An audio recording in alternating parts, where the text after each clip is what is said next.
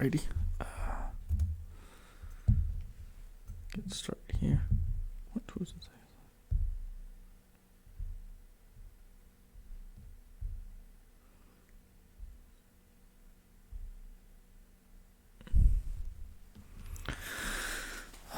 Alright, getting started here. As people file in, it'll be good. Got some interesting stuff to go over today. It'll be a good day. I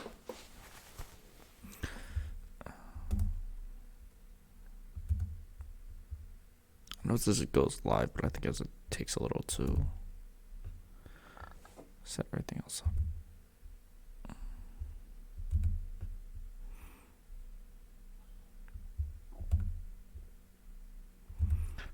Yes. Oh, hold on. Let me grab that last link.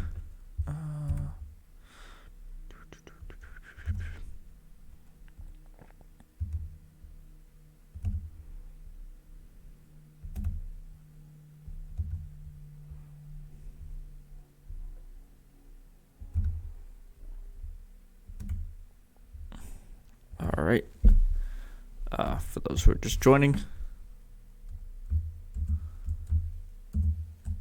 here's the Discord link. Anyone coming in, welcome. My name is David. This is Fresh Faces New Ideas. Feel free to follow me here. You can also find me at Fresh Faces New Ideas on YouTube and Faces Ideas at Twitter. So there are those things.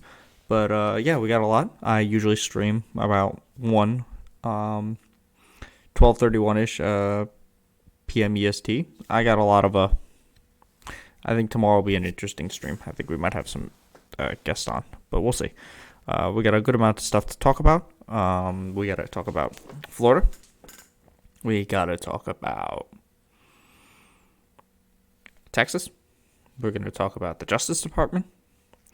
We're going to watch an interview with, Axios did an interview with Liz Cheney, and we're going to watch the Rick Santorum cry about being fired on Hannity. So other than that, it'll be interesting. So we'll see how things go from there. And then, today I will post the my videoed version of the debate panel from a couple days ago. I have to go through it again just to make sure everything is good. I don't think there's any TOS or stuff that I have to worry about, but it should be fine. Okay. All right. So this goes live 4 minutes in.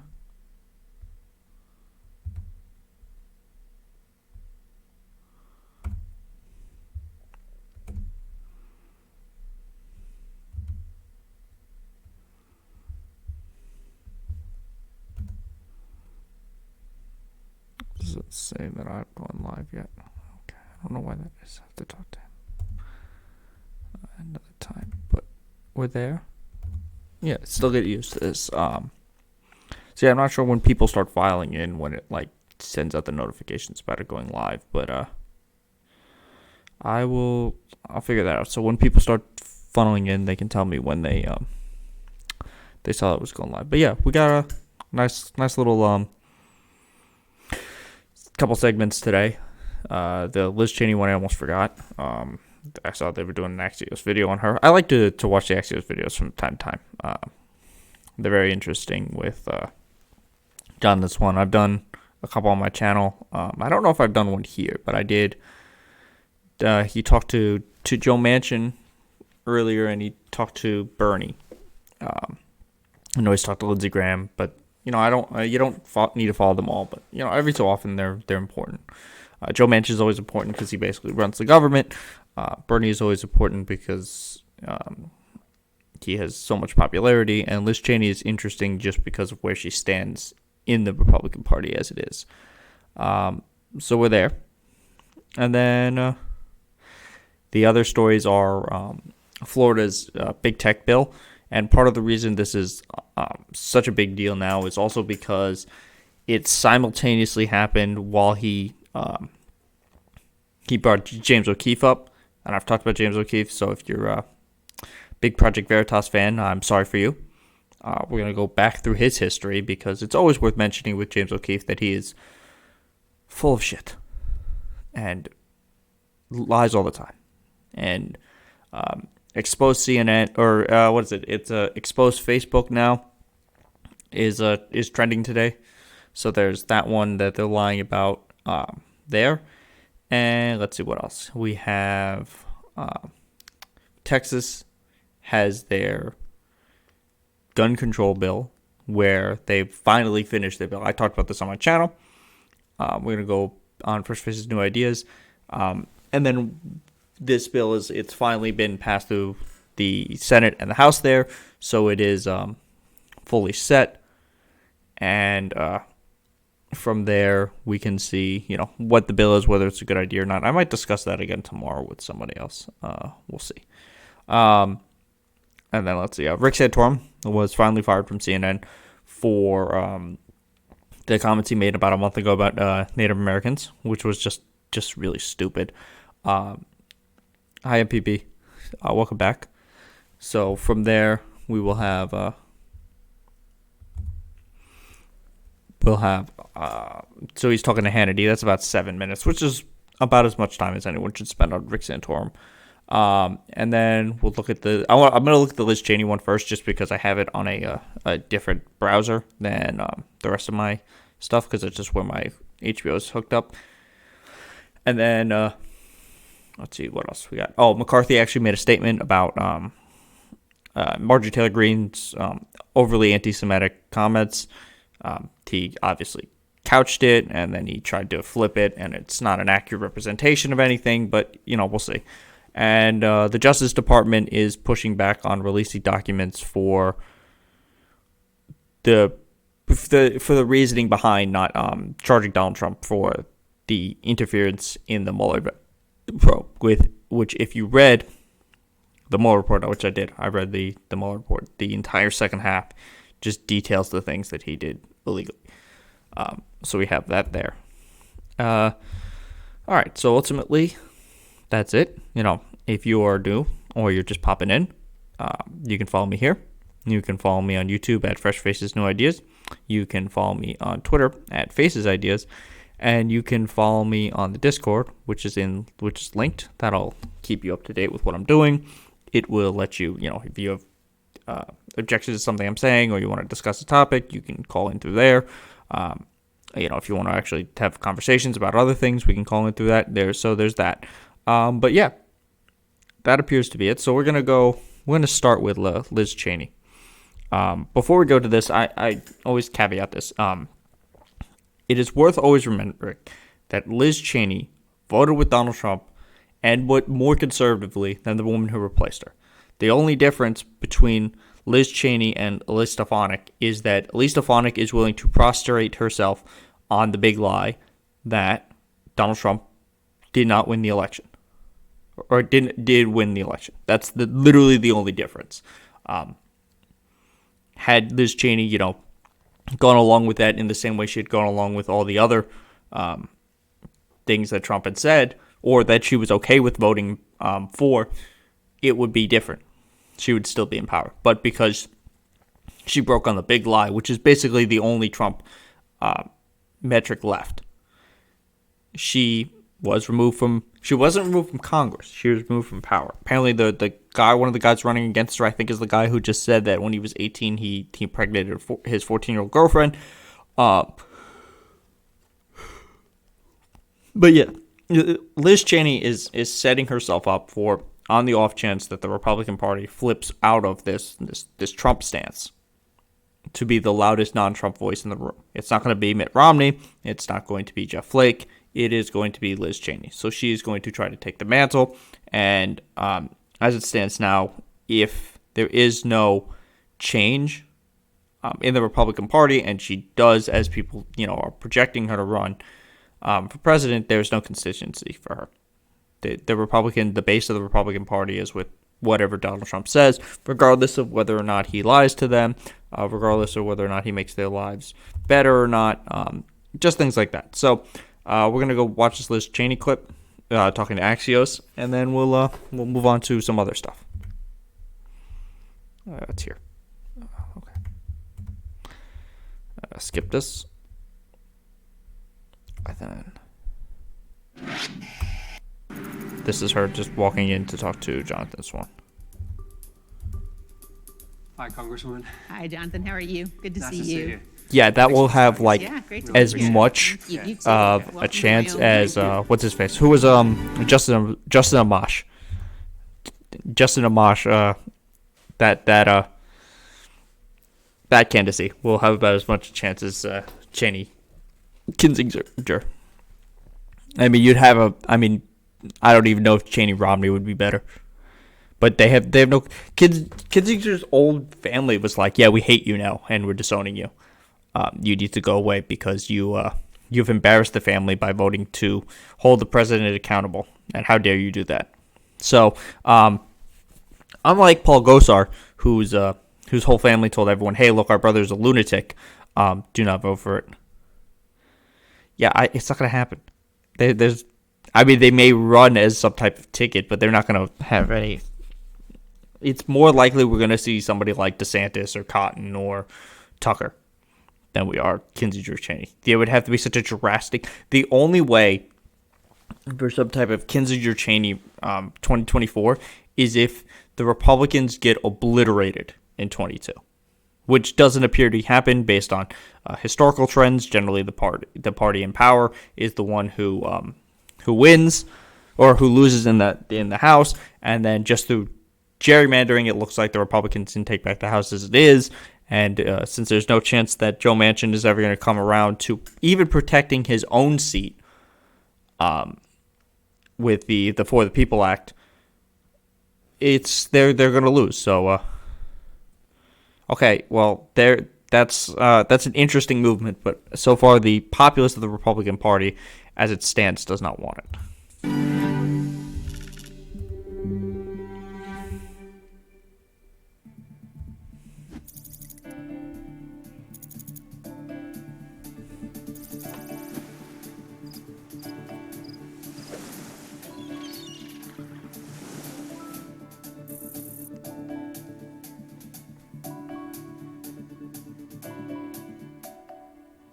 You know, we're here in Wyoming, and your family's roots go back so deep here, and like your family's hold such stature here. To what extent do you feel like voters in Wyoming are willing to be honest with you about how they feel about like what you're doing, or is there a sense of reserve or politeness? One thing about people in Wyoming is people, they tell it like it is. And so I'm having a lot of conversations with voters, with people who have supported me in the past, with people who haven't, with people who are angry. I welcome that because it gives me a chance to talk to people and to explain what we've gone through over the course of the last several months.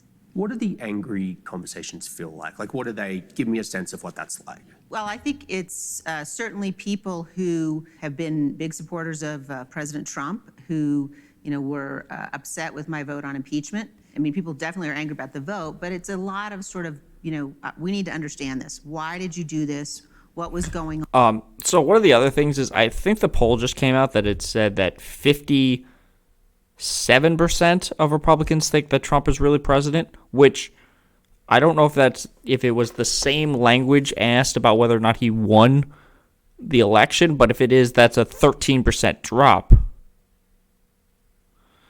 Oh, good. Another endless war in a country that didn't deserve it. That seems like a happy future to go to. When you talk to someone here in Wyoming that says to you, I love the former President Trump, and I think he won the election, like, what do you say back to that? I say he didn't win the election. I walk through the fact that we have a process where if a candidate wants to challenge the results, wants to make claims about election fraud, they can do that. President Trump did that in over 60 state and federal courts. They all ruled against him. And once the Electoral College meets, that's the end of it. I've covered President Trump, or Donald Trump, for 5 years. And like, his supporters are right now a pretty good proxy for Republican voters. I mean, most Republicans, like Donald Trump, support him.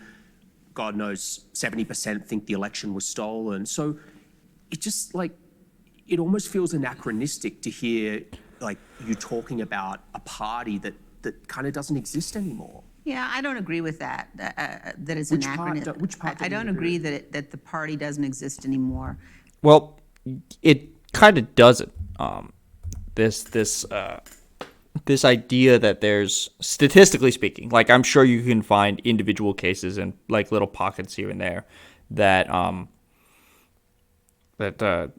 anti-Trump Republicans exist. I mean, if you go to MSNBC or the Lincoln Project, you'll find like 10 of them, and that's like all of them, and that's what the Democrats tried to cater to in 2020. But as like a statistical amount, not really. Donald Trump, his power is waning to some extent. Online chatter around him has dropped about 90%. I'm not even sure if his blog is still a thing anymore. But it's fine with that. But yeah, like on its face, this idea that these like Cheney Republicans, these Romney Republicans, these Jeff Flake Republicans are like still a force doesn't appear to be true just on the polling. Or that it's Well, the party exists. It's just a party that overwhelmingly believes Donald Trump won the election and they support him. Well, and I think that's partly why it's so important for those of us who know that's not the case to stand up and say so.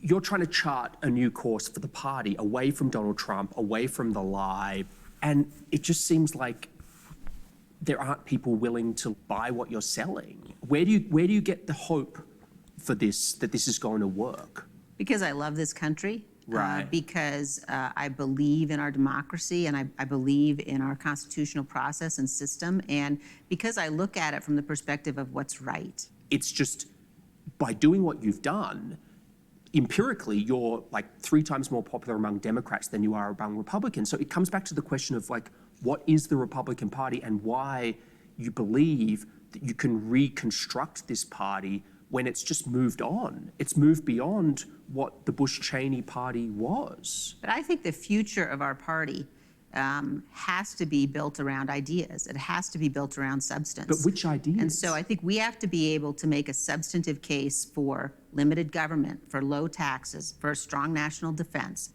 for securing our borders. The ideas and the substance and the policy are on our side, but we.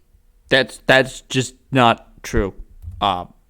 It's just not. The ideas and the policies are objectively against you. Polling overwhelmingly shows that the country is leaning more progressive than it is to a more conservative tilt. Medicare for all is overwhelmingly popular. Taxing the rich is like the number one most popular thing, not cutting taxes on them. Changing how the border functions versus being more harsh on it is generally more popular. Pathways to citizenship are always more popular.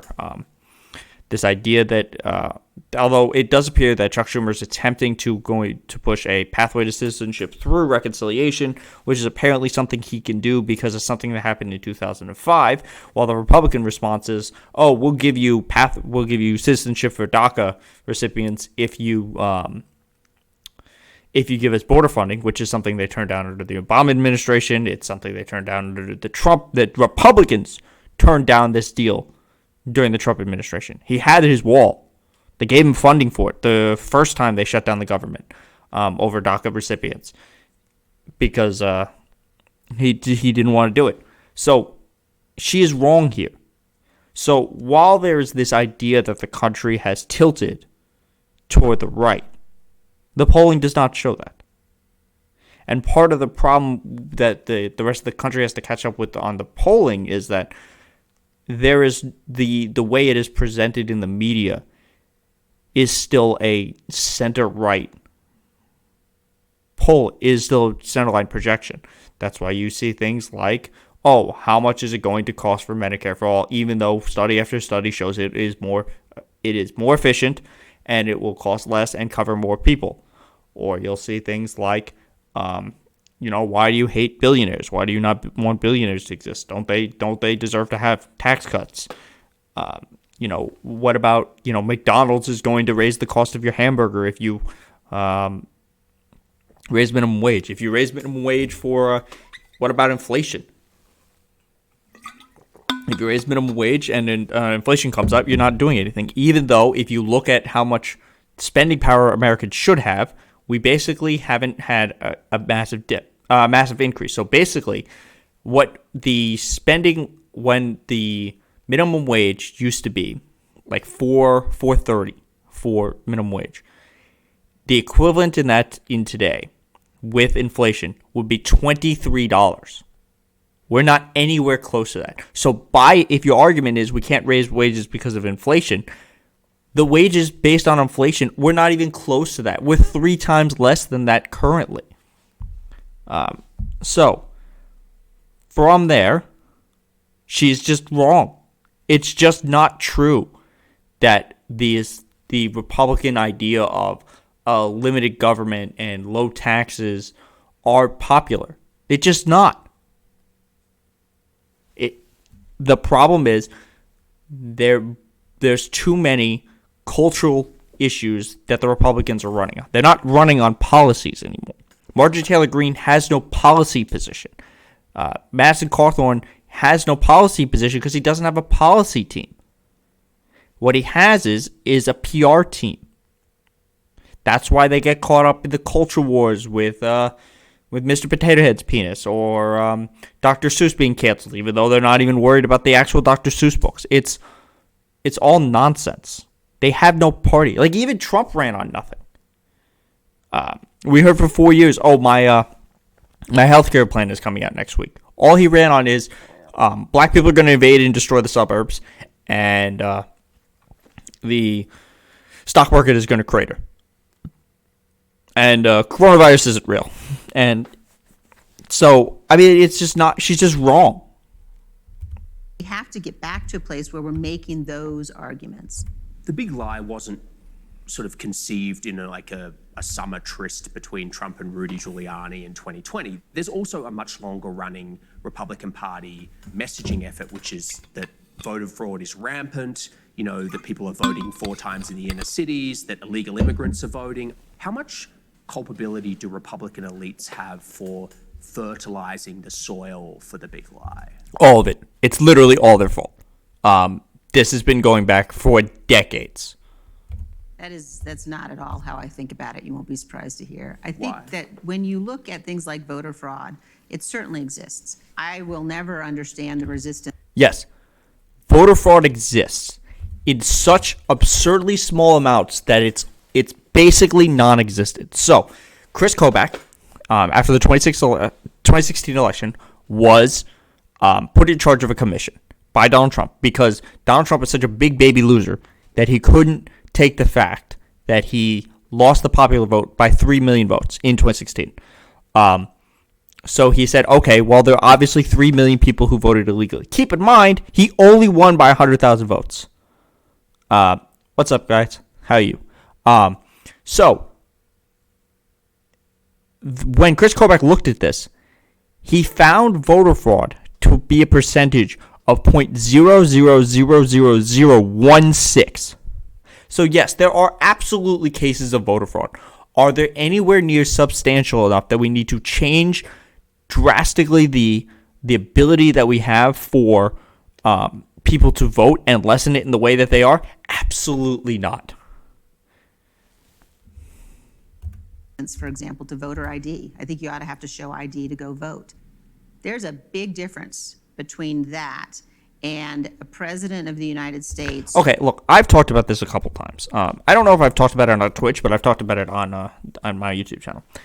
If we're going to do voter ID, it has to come in very specific ways. It can't just be, you have to take a day off and just go to your local DMV. The way you do a voter ID in a fair and balanced way that isn't designed to suppress the vote of the people is universal automatic registration at 18, or if you're an immigrant, whenever you become a citizen or you apply for your citizenship and become a citizen, you automatically are mailed for free a voter ID. That ID is then easily accessible online.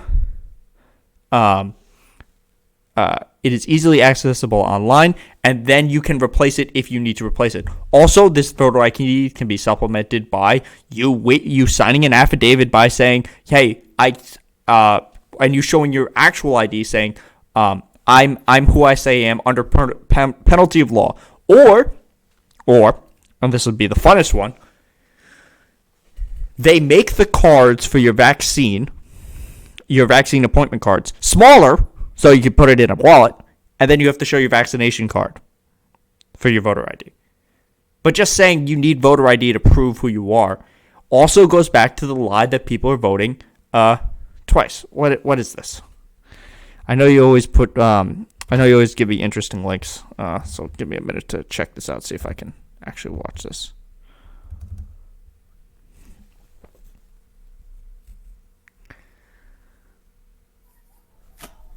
Hi there, welcome to Forward. Come on in.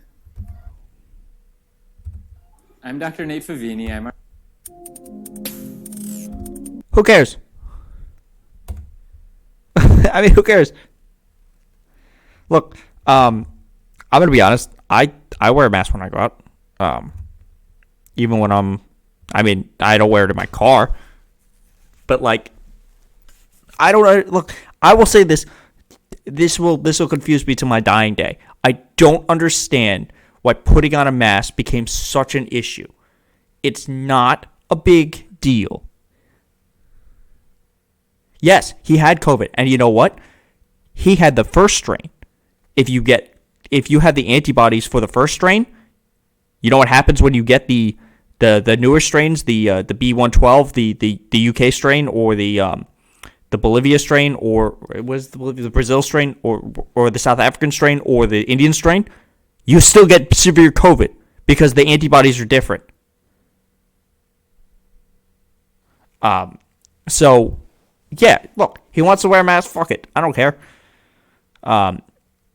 You either wear a mask or get a, people have gotten it twice.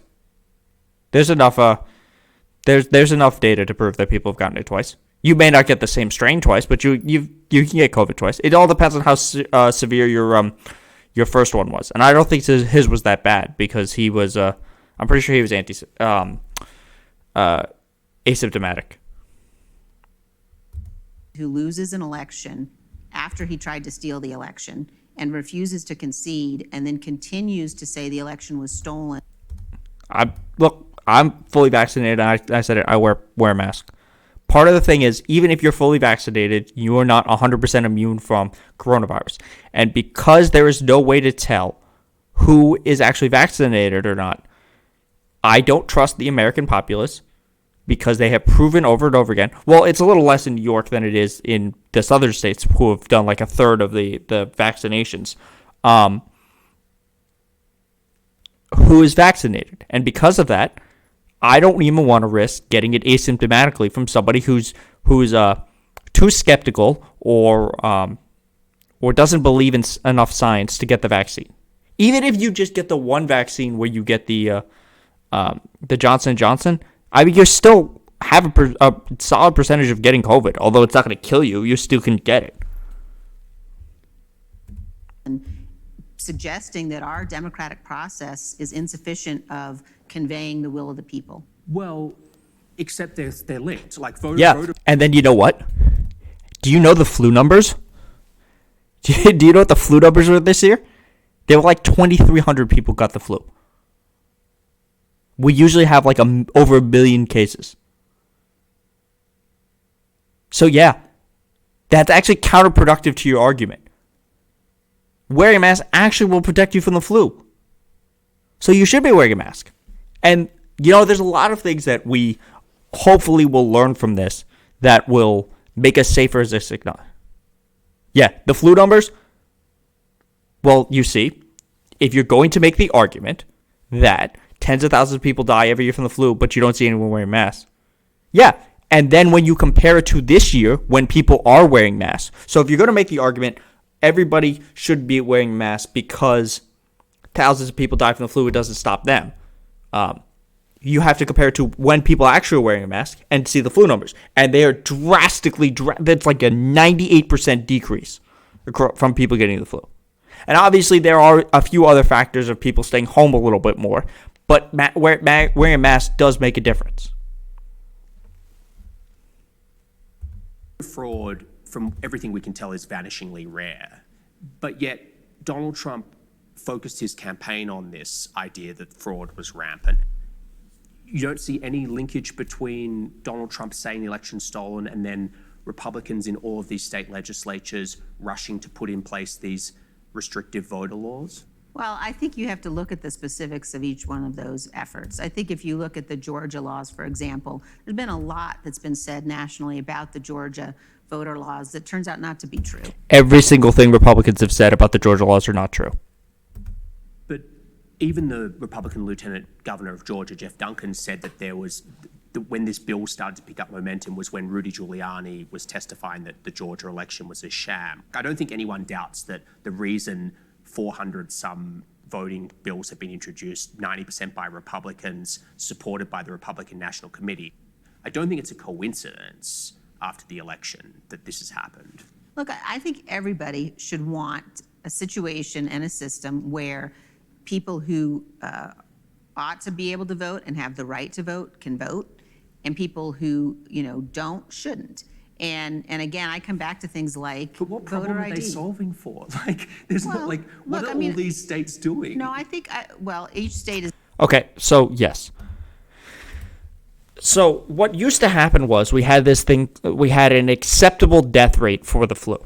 However, now that we've been through this pandemic, where we're aware of how poorly just our general health was in some of these situations, and we have seen the impact of flu deaths because of people wearing masks, I imagine in the future, more and more people will be wearing masks during flu season in order to get those deaths down. The only acceptable amount of death that is unpreventable is basically when you just keel over from a stroke or you die of old age. Having thousands of people die from the flu when it is easily preventable to cut that number down drastically by wearing a mask is not an acceptable answer of, oh, we never did this in the future, so now we shouldn't do it now. You should wear a mask now. There's a reason that they wear more masks in China. It's because they have more of these viruses. And now in the future, when there is another pandemic, because now this is the third one of these type of viruses we have seen in this century, we will hopefully have more people willing to wear a mask. So having this have been such a stupid cultural point ultimately costs people lives and makes it harder to deal with the next one because people are already conditioned to fight the stupidest battles ever. Is different. What was the big problem in Georgia that needed to be solved by a new law? What was the big problem in Texas? What was the big problem in Florida? These laws are coming all around the states, and what are they solving for? I think you've got to look at each individual state law. But I think what we can all agree You can't on. divorce them from the context. Well, Come on. yeah, but I think what we can agree on is that what is happening right now is really dangerous. And I can agree with that. Right. So, look, she is obviously obfuscating because there are certain parts of these laws that she agrees with. It is generally in the Republicans' benefit that less people vote. But Jonathan Swan is right, and I wish he pushes her harder on this. When you say you have to look at the context of each of these bills, that she is referring to the voter suppression bills, you have to argue, okay, well, what is the thing they're trying to solve? The thing they're trying to solve, according to them, is voter fraud. However, there is no proof that this is a thing that happens in enough of an issue that they would need to eliminate, to shift these type of laws for people voting. So when you don't have that available, why would you be pushing for that? So basically what you're doing is you're creating a solution for a problem that doesn't exist. And that is the point of this. These are designed to solve something that doesn't exist, and that's what Liz Cheney knows, but she won't say that because a lot of these will help the Republican Party in the future. when I think about 2000, think about sitting on the inaugural platform in January of 2001, watching Al Gore. Of course, we had won. I'm sure he didn't think he had lost. We had. It's actually more than that. So if you go back and look at what was going on in Florida in 2000. It's actually strikingly similar to what happened in 2020. A lot of people arguing stop the steal. A lot of these protests and these things like that, the banging on the doors to stop the recounts were started by people like Roger Stone, similar to how they were in 2020. If you go back and look into the data and the things that were done about this, if all the over and the undervote numbers were counted, Al Gore won the presidency. So look, the 2020 election was generally stolen. They didn't fight hard enough for it. The Supreme Court decided and gave it to Bush, and that's how we ended up basically with Liz Cheney in this position. But this basically laid the groundwork for what happened in 2020, is what happened in 2000. So 2000 is not a good example for Liz Cheney because it's a successful attempt to do what they failed to do this time. Fought this politically very, very intense battle, and he conceded. He did the right thing for this nation.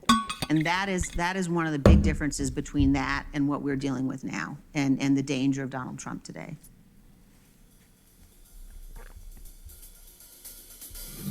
Okay, so this is it's going on to a different part. We're not going to go into that, but I want to just discuss something very quickly.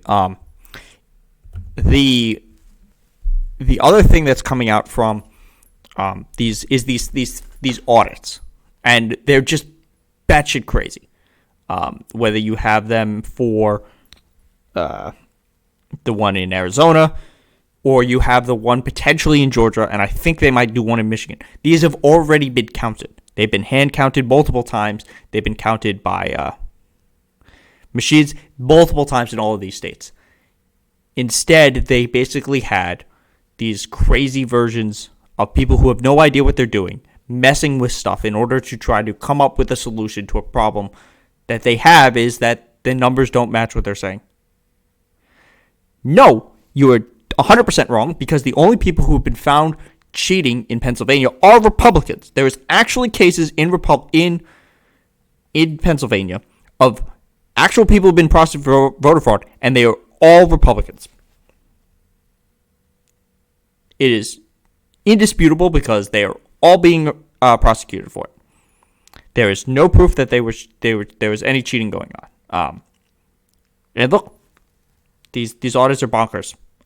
You had 60 court cases out of 61 that you lost. The one you won was, instead of standing 12 feet away, you could stand 6 feet away. There's not hundreds of thousands of ballots that were just shifted to Joe Biden. There wasn't Donald Trump wasn't winning in such numbers that the machines broke. It's just absurdity. So let's we're gonna watch Rick Santorum cry for a little bit. Hold on. So Rick Santorum is a chucklehead. He used to work at CNN, and then he decided he had a statement where he was talking about Native Americans. I don't remember what conference he was talking about, but they'll actually show the statement, and it was a very false and very absurd statement that he made, and from that, people called for his ousting. Now, months later, they ousted him. Now, I think in this he's going to bring up something that we can talk about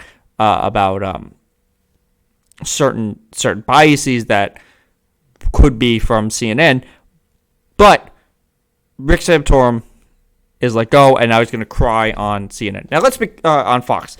Let's be clear. One of the things Republicans are really, really good at is crying.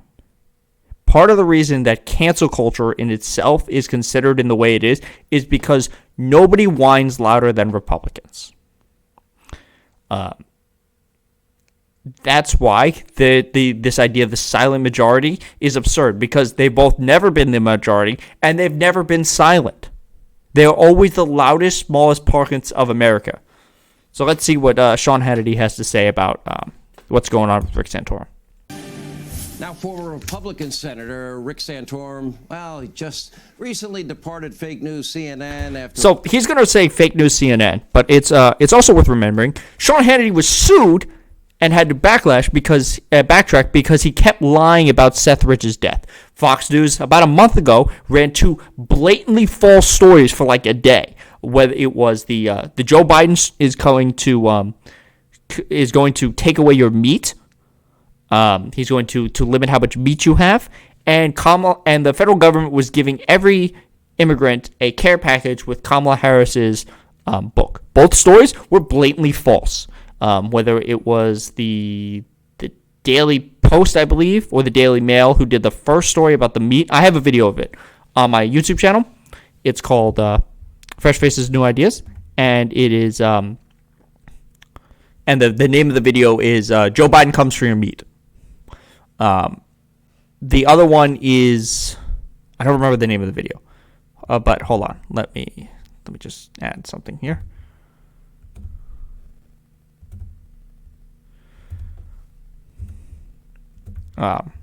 If you're new in the chat, want to have other discussions when we're not going live, hop in and then follow me on those other two sources so you can see some of the other things I did. So Fox News is blatantly fake news a lot of the time. Sean Hannity is somebody who pretends he's a journalist but isn't really. Tucker Carlson is somebody who has gone to court with Fox News, and their argument has been no reasonable person can believe the things that Tucker Carlson says are true. Remarks he made at a Young America's Foundation event about Native Americans, the founding of the country, where he said, quote, "We birthed a nation from nothing. Yes, there were Native Americans, but there isn't much Native American culture in American culture." Despite Santorum admitting multiple times that he misspoke and trying to clarify his remarks on fake news CNN and what he was specifically talking about, that's not enough for the left-wing outrage machine and the woke cancel culture social warriors that pressured fake news CNN to cave to the mob and cut ties with, like, the one guy that had a different point of view. So this is not... this is an interesting talking point that he's the one guy with a different point of view. If you happen to watch CNN, especially during the early Trump years, they had a lot of Trump people on. They had Jeffrey Lord until he said something about Hitler. I think that's why he was let go. They had who was that the Spanish outreach guy that the Trump administration had. Then they had Kayleigh McEnany and Kellyanne Conway on all the time. And the reasons they stopped coming on is because all they would do is lie over and over and over again. Now, if you watch Hannity, how many times do you see a progressive on? Or even all that often, just a Democrat who's going to push back on major points. You see, like, Tulsi Gabbard, but you're not going to see AOC. You're going to occasionally see, I mean, Bernie went on during the primary, and he obliterated Fox News. When was that? Can you actually find that? I would love to watch AOC on Fox. Do you know which one she was on? But this idea that just because he's the one opposite voice. No, generally CNN out of the three major networks has been relatively the fairest. MSNBC absolutely has Republicans on. The problem is they're like the only Trump Republicans in the country. Kupin, thank you for following. Welcome. And if you want to join the Discord, it's in here. If you don't, that's fine. But I appreciate the follow. So, the CNN is generally the fairest, and it makes sense not to have these people on because they're not going to argue for policies. They're going to just lie. But here's a question I have for fake news CNN. Have you made a decision yet about... Should conspiracy theories be illegal in your opinion? I guess it depends. You can't make thought illegal because that would actually be 1984. there's no way to regulate people's thoughts. And some conspiracy theories like Bigfoot or the Loch Ness monster or like the moon landing or like flat Earth are generally harmless. It depends on what type of conspiracy theory you are. If you're if you're on a social network, and this will actually come into one of the stories we're going to be talking about in for Ron DeSantis. Well, that's what I'm getting to. If your conspiracy theory ultimately spawns violence or advocates for violence, platforms that host it should have a duty to make sure that the people on their platform or people are not going to be hurt by the things said on their platform. We saw this. This is part of why 8chan and 4chan have such issues, because we saw them cheering on the Christchurch shooting. Now, QAnon is generally pretty wacky. I'm not going to say it's harmless. There have certainly been occasions where it has been harmful. It all depends on how much overall coverage it gets and how widespread it is. Like, people are always going to have conspiracy theories. I think as long as they're not advocating for violence or clearly having a violent impact, they're fine. In the same way that other speech is fine. But I wouldn't know what an ultimate solution was. You can't. How would you make a conspiracy theory illegal? What would define would you fine people? Would you jail them? Would you jail flat earthers in the same way that you would jail QAnon people? And would you jail QAnon people for what? A lot of what happens is a lot of the QAnon people can come back from it. Well, some of them can. There was Anderson Cooper was doing that interview with the guy, and the guy was like, "Look, Anderson, I'm sorry, man. I thought you ate babies." He's like, "You thought I ate babies?" Like, yeah, fuck yeah. But I don't think you can make them illegal. I don't think it's something that's possible. Jeffrey Toobin's future, the guy caught on the Zoom call, let's say enjoying himself a little. So this is hysterical. This is one of the funniest things Fox ever does, is when Fox News argues about sexual issues with another company. The Outnumbered was doing this like a week ago. They were talking about Bill Gates and whatever allegations from his company were coming out. Fox News is like a hive of just sexual harassment. Whether it was Bill O'Reilly, whether it's Roger Ailes, there's accusations against Sean Hannity. Matt Gaetz kind of implicated Tucker Carlson in it. Kimberly Guilfoyle was known for how much she sexually harassed her, the other employees around him. So anytime they argue this point with a straight face is always like the funniest thing to me, because they're just like, oh look, there's a pot. The black kettle, we'll call it black. A little too much. I can mention a few other people that are still working there too. Here to respond, Senator Rick Santorum. Senator, how are you? It's great to have you back. All right. You made these comments. Good to be with you. You say in an interview numerous times that you misspoke, and you explain what you meant. Why the firing? Well, I think you pointed to some of it. I mean that there's been a lot of pressure from out.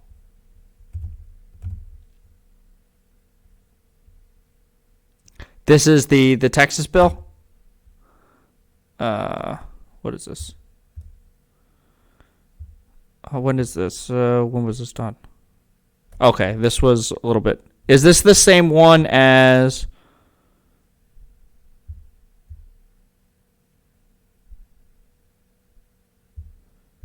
I don't think this was the one that was passed, though.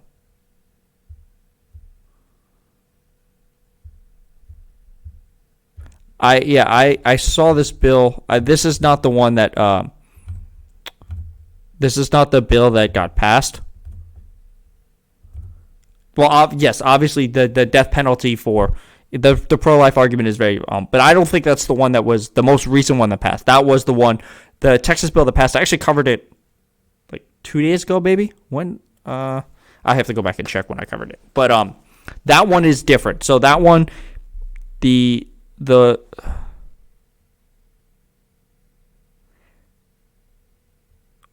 No, the Tara Reade thing there was people talking about it. I was talking about it. You won't find it here or on YouTube because I wasn't on either of those things. But if you go back and look into Senator Left Radio, which is something I do a podcast, I do a co-host for that.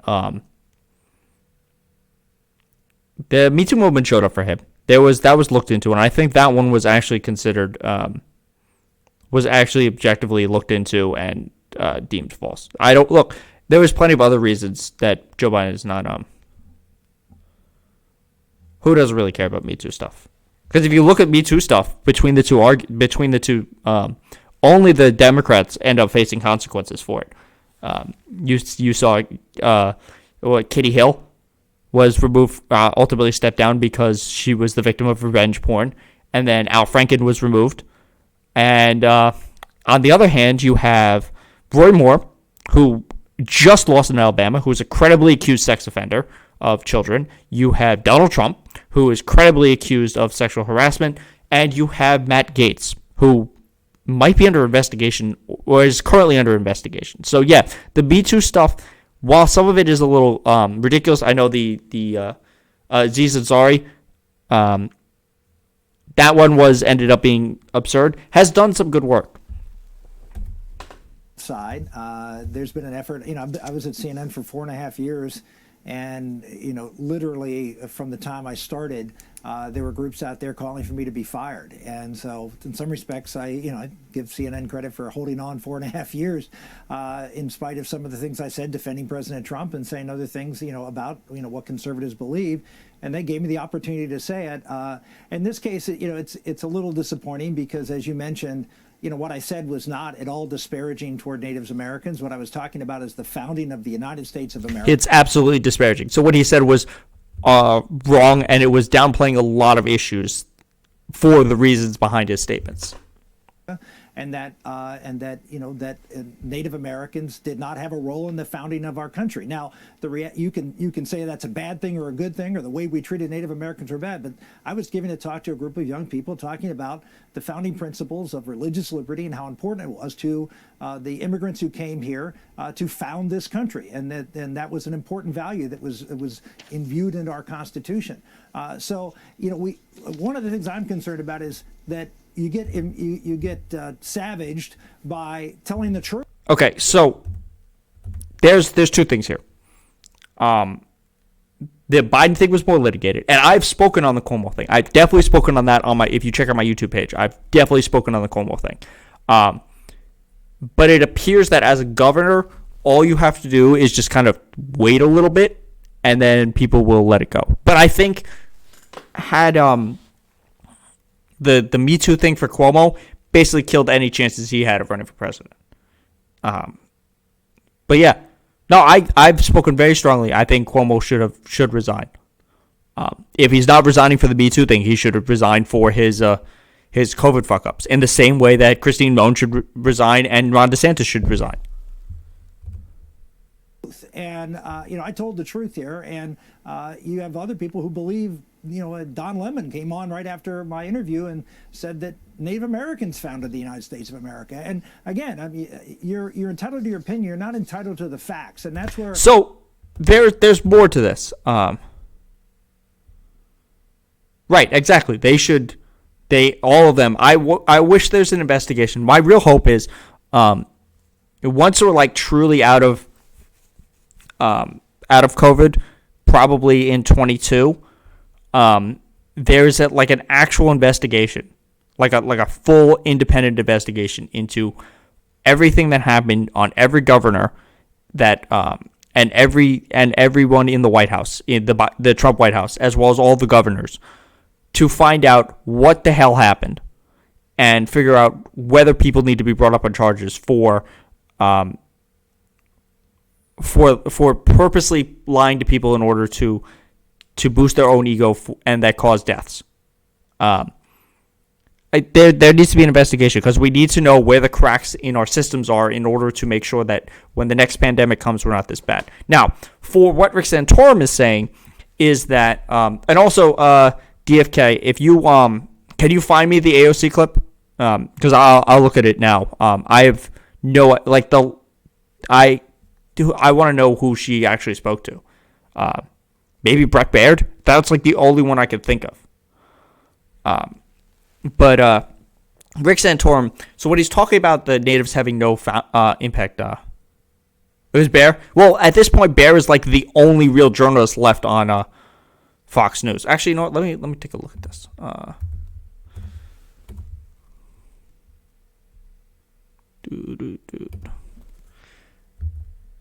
AOC on Brett Baer. Okay, so this is a year ago. This is 2 years ago.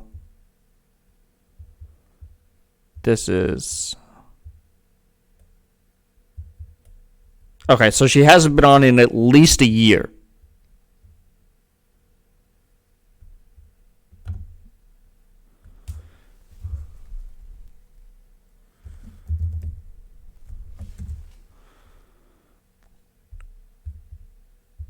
Okay.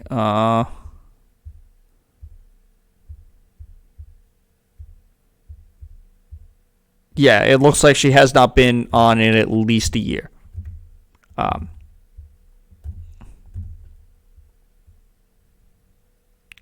love AOC. I think she's great. But no, we're not gonna. No, there's no point in watching a video from a year ago. If there was something more relevant to what they were talking about, there was. We would watch it. I mean, I guess if you still assume that time has meaning, then yeah, the year is semi-recent. But all right. Well, it was a year. All right. So on to Santorum's. Hold on one second, guys. The screen is going to go black while I plug this in.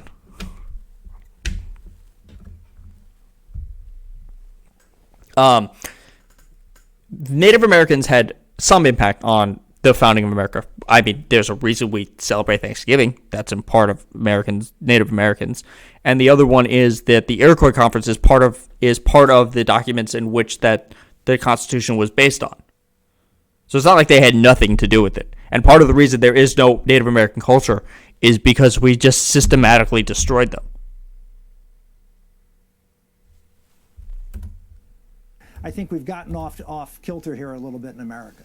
Well, let me read exactly what you said. When you said you misspoke and you said it repeatedly again and again, I noticed. I read the transcript, and then you went on to say. Yeah, I said Native Americans. I said Native Americans didn't Native American didn't affect American culture. And I meant the American founding. That's what we were talking about. The whole speech was on the founding. Well, no. What you said is You're right. You said they have had a huge impact. These are your words, right? Particularly in the West and many other areas of our country, where they have had a huge impact on American culture. The opposite of what they were claiming you said, and you said you misspoke. It's not that what he was claiming he said. Sean Hannity showed the quote. We saw exactly what he said. Look, I don't need to go through the rest of this. Look, he's crying because he got fired, and obviously Fox News is going to pick it up because, obviously another Republican was canceled, so it's the biggest deal facing the country because cancel culture is the number one thing that they complain about. But yeah, this is not. I'm happy that Rick Santorum got fired. It was an incredibly stupid and thoughtless thing that he said. Look, part of this whole cancel culture thing is you're not entitled to positions. In the same way that I'm not entitled to this channel. I only have this channel because I have followed the TOS to Twitch, and I only will be able to grow and be able to reach more people because of you guys. If you like what I say, then you will continue to listen to me, and you will continue to help me grow. But I'm not entitled to have a Twitch voice. I'm not entitled to have any of these things. That's not how culture works. All right, so now I want to talk about the Justice Department. So there's a push. DOJ moves to block full memo on Trump obstruction decision from release. So The Justice Department released a portion of an internal memo cited by former leaders as part of their decision, concluding that former President Trump did not obstruct justice, but in a court filing late Monday said it would seek to block the full document from release. The move is certain to disappoint watching groups and Biden administration allies in Congress who've called for transparency about alleged wrongdoing during the Trump years and account for officials who allegedly abused their power. Look. Now, we talked about this. Look, we've talked about this. I don't know if I talked directly to you about it or if it was to Darth Totes, who I directly talked to. Donald Trump has not been silenced in the same way that Josh Hawley wasn't silenced. Donald Trump repeatedly banned or repeatedly abused their terms of service, and they took action for it. They had to create 3 separate other programs in order to deal with the things Donald Trump was saying. Donald Trump was not silenced. He was the president of the United States. He could call in any radio station, any television show, anything, at any point to get his voice picked up. Now,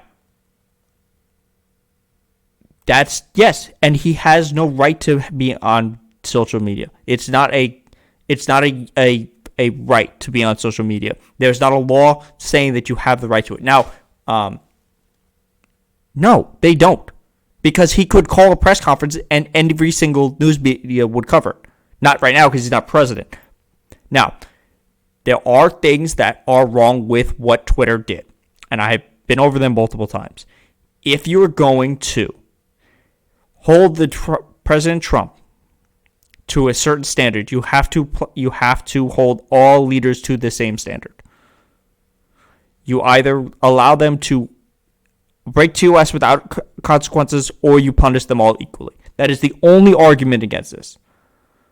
Trump is not canceled. Trump is canceled currently because he tried to create a social media and it was a 2005 blog.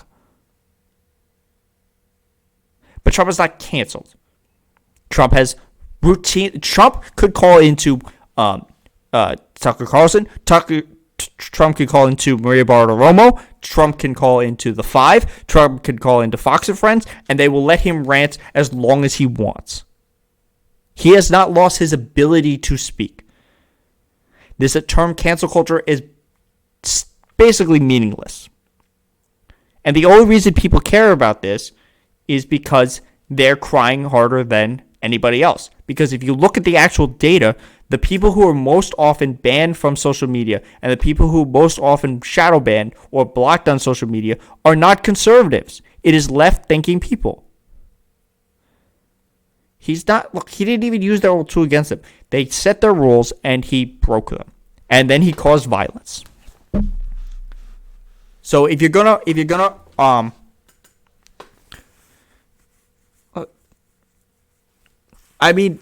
Donald Trump made a lot of money for the media. Look, one of the things that you cannot argue against for Donald Trump is that he raised the engagement level of people in politics. Whether it was for good or bad, we became more aware of what was happening in the government. And yes, some of the stories were absurd that they covered, and they didn't need to be. But look, if you're going to, you can't say he was silenced. It's just not true. So, now back to this Department of Justice. So the lawsuit filed by Citizens for Responsibility and Ethics in Washington, or CREW, is one of the first public tests to show new Justice Department leaders will handle questionable activities by their predecessor. So Joe Biden has said that he's not taking part of this. The current controversy rose at a Freedom of Information lawsuit filed by CREW, which sought a memo prepared by the Trump Justice Department Office of Legal Counsel. The memo purported to analyze evidence about Trump's action during the investigation by Special Counsel Robert Mueller under the Federal Obstruction of Justice statute. So apparently there is an issue with Amy Bernard Jackson, who accused the Justice Department of mischaracterizing the document and being disingenuous with the courts about its purpose and substance. So the Justice Department is blocking this. Government lawyers argue the bulk of the memo should be shielded from the public under the theory that it protects deliberation by the Justice Department about whether facts in the Mueller probe met the high bar for a legal violation by Trump. Hold on, where can I find it? Look, The whole point of this is we need to know when, like the people who argue we have to know.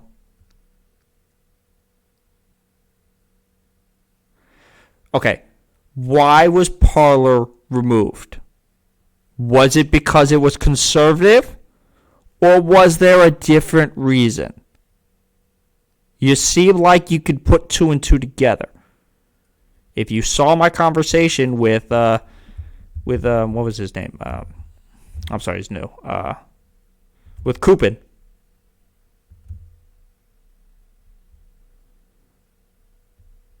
With Coopin about conspiracy theories.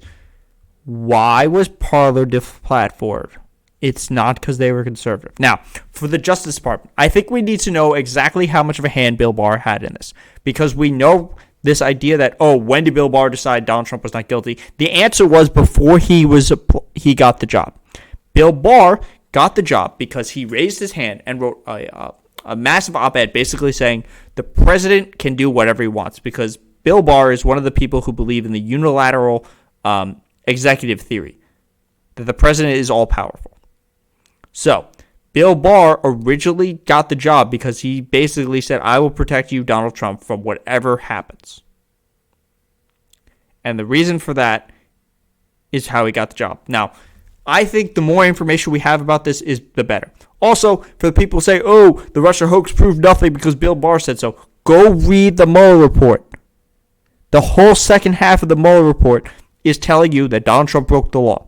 The first half is basically saying, hey, look, they tried to do shit, and they were too dumb to make it happen. So, let's go to Kevin McCarthy. All right, so, as I've talked about a couple times, Marjorie Taylor Greene has said some truly anti-Semitic and vile shit recently. She basically said that if you're forced to wear a mask, it is the same as being given a star, like when the Nazis put the stars of the Jews during the Holocaust, and sent on a cattle car to a concentration camp. Now this is Kevin McCarthy's response. Marjorie is wrong, and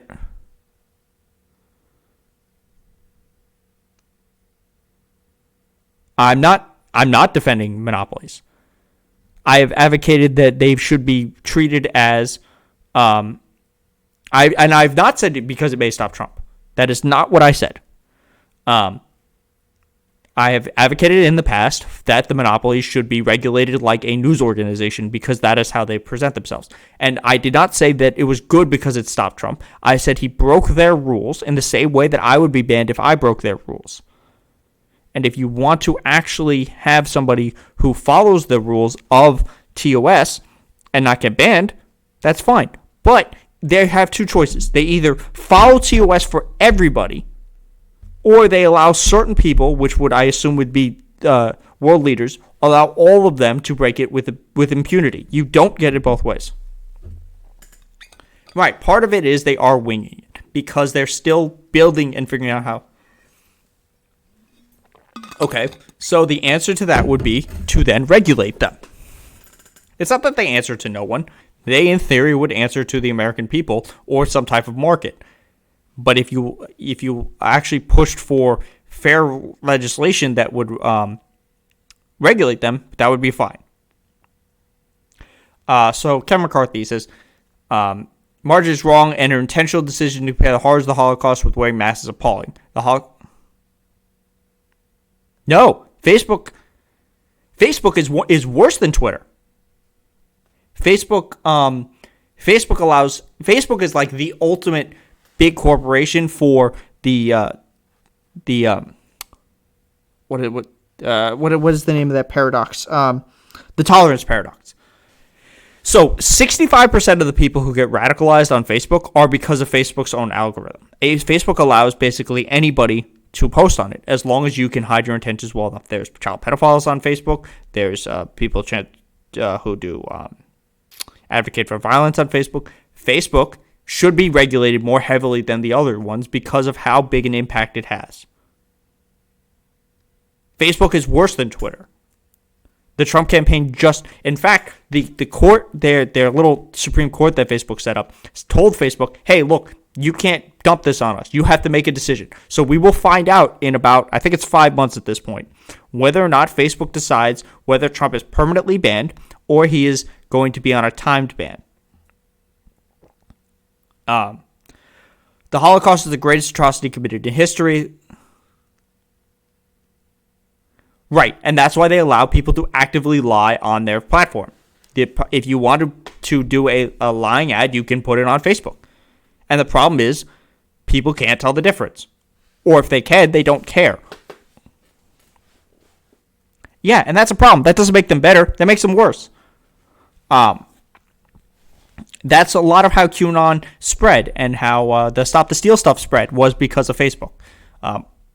At a time when Jewish people face increasing violence and threats, anti-Semitism is on the rise in the Democratic Party, is completely ignored by Speaker Nancy Pelosi. Americans must stand together to defeat anti-Semitism and attempt to diminish the history, and any attempt to diminish the history of the Holocaust. Let me be clear, the Republican Party condemns this language. Look, he's not challenging free speech. What needs to happen is they need to be regulated like a news organization. As for this statement, he's deflecting here. At a time when the Jewish people face increasing and violent threat, anti-Semitism on the rise of the Democratic Party. Now, I will repeat this every time I see this claim. Disagreeing with the government of Israel does not make you anti-Semitic. Claiming that somebody's anti-Semitic because they disagree with the government of Israel is anti-Semitic because you're saying that every Jewish person is Israeli. Similar to that Newsmax host that says, if you're an American Jew, how do you stand what's happening in your homeland when this government ignores it? You can disagree with the government of a country. In the same way, I can disagree with the government, whether it was under Trump or whether it was under Biden, doesn't make me anti-American.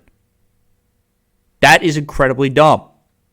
It is a incredibly vile way of thinking. That's not how this works. So, McCarthy made a chicken shit answer because he's afraid of I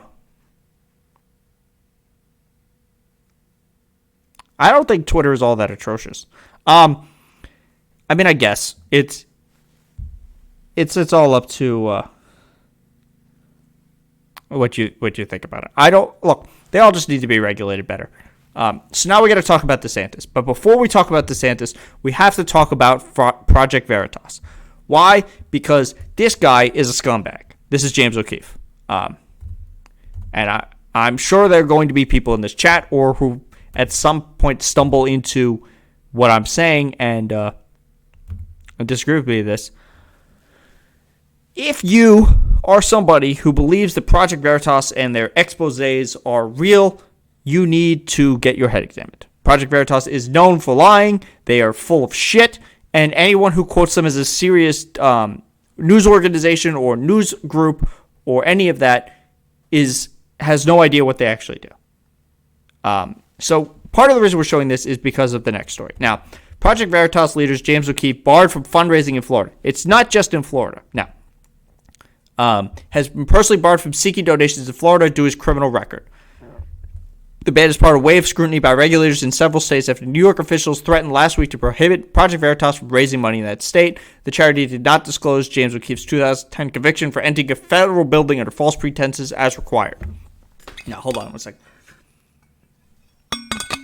While Project Veritas' deceptive techniques and splashy videos have attracted attention and acclaim from far-right activists as well as criticisms from others, its past problems with regulators have gained little notice. The charity has previously been denied a license to seek donations in Utah, Mississippi, Wisconsin, and Maine due to misstatements and failures to disclose O'Keefe's conviction from entering a U.S. Senator's office with two men posing as telephone repairmen to make secret recordings. Now, No, they are absolutely the worst. Project Veritas, what they do is they secretly try to record people, and then they edit the things that they record to make it look bad for them.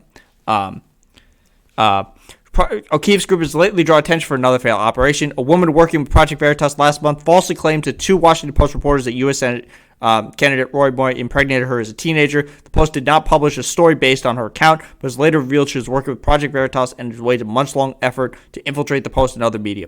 Now, they've done this with other ones. Let's see if it has their has all of his failures. Oh, maybe I didn't find the one that has those failures. Basically, they just lie all the time. There has not been a story that Project Veritas has published that has been backed up by facts or been debunked, or they have gone back on. They did during the election. They attempted to say that Ilhan Omar was cheating. This was proven false. They attempted to honeypot FBI agents. That didn't work. They did the exposed CNN thing, and then they were thrown off Twitter because they constantly lie and spread fake news. James O'Keefe is not a person to uphold. Project Veritas is full of shit. If you see a person advocating for Project Veritas, you know that they are not really advocating for actual true journalism, because Project Veritas does not actually do real journalism. They are a media arm of the Republican Party, and they were thrown off Twitter. James O'Keefe was. And apparently he sued Twitter. I don't know how that's going. But the reason I say this is, he was spreading disinformation about the election. This is the article. Ron DeSantis just signed this bill. One of the people there, if you can see next to, hold on. From Project Veritas. And also James O'Keefe from Project Veritas. That's James O'Keefe standing here in Florida. In April, sued after he was permanently banned from the service. O'Keefe took legal action after a Twitter spokesman said O'Keefe had been caught misleading others by operating fake accounts, which is a violation of Twitter's terms of service. Let's see. The Florida law does not appear while trying to assist Donald Trump, who once paid O'Keefe's anti-Hillary Clinton videos. O'Keefe repeatedly produced videos that had been edited to make it appear as if Democratic activists were engaged in election fraud. 2011. Video admitted context to make it seem as if an NPR executive called Tea Party activists racist. The activist has also been held. The activist settled stunts that have flopped and caused him embarrassment. In 2010, while trying to entrap a female CNN reporter or correspondent, O'Keefe filled the boat with sexually explicit props and attempted to capture his encounter with her on a hidden camera. 2009, as part of a campaign to attack the community group Acorn, which assisted areas with large black populations to register voters, James O'Keefe produced videos that then California Attorney General found were highly selectively edited to reality. His most serious failure date occurred in 2010 when he was arrested. So look, this didn't cover all of the stuff, but it is. I have to mention this over and over again because it is true. Anyone who uses Project Veritas as a source is not being accurate. Project Veritas is not a credible source. They tried to say that a mailman was watching them change the election results in Pennsylvania, I believe it was.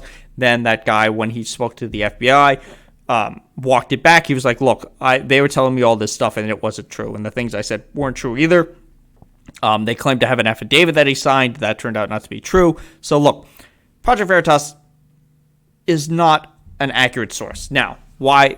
That is just the lead up to who is on this bill. So now we're going to talk about this bill that was actually signed. So Ron DeSantis signed the big tech bill into law on Monday, hailing as a defense against Silicon Valley banning conservatives from social media, even though critics have denounced the measure as a violation of the First Amendment.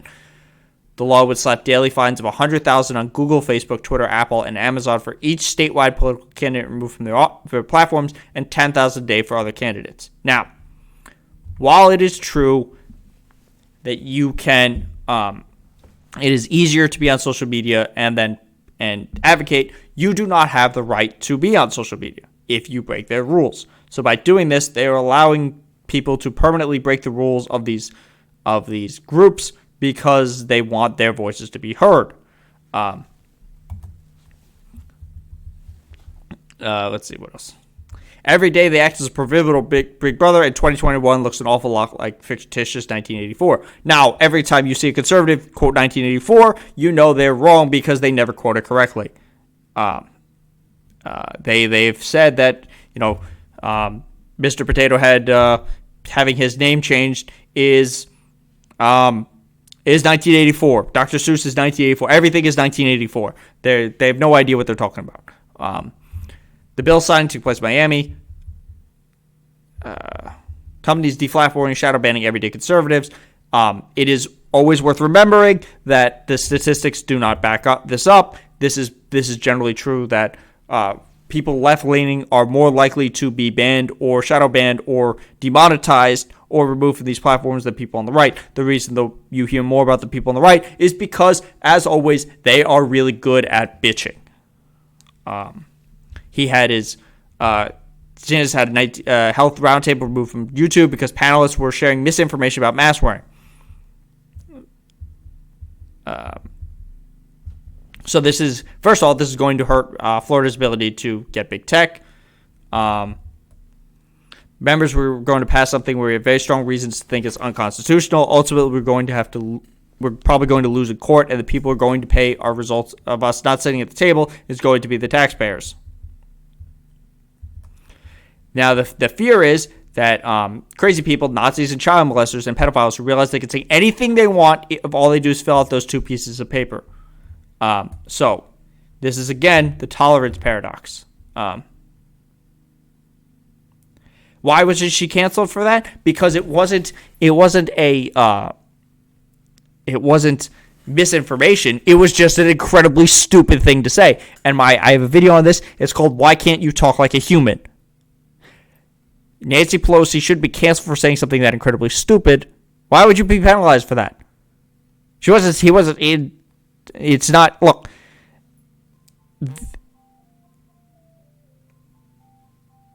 Oh, you talking about Florida? Oh, Glazy, are you from Florida? Good to see you though, Glazy. It's been a while. What would the penalty be for her saying that? She said it at a press conference. It was unbelievably stupid for her to have said that. Right. So just because she said something stupid doesn't advocate for what it is. It doesn't advocate for a penalty. If you're going to complain about a thing needing a penalty, you need to actually realize what you're arguing for. Look, there should be no penalty because what she said wasn't it wasn't like a disinformation thing. It was just like an incredibly like stupid thing to say. It wasn't she didn't say it on social media. Yeah, she did. And that's just unbelievably not true what happened. It's what the issue is. There's absolutely outrage. Clearly, I don't know who you're watching, but I'm pretty sure even conservatives covered it as every Democrat I saw cover it was like, "What the fuck are you talking about?" I covered it that way. Hold on, I'm actually going to show you that I covered it that way.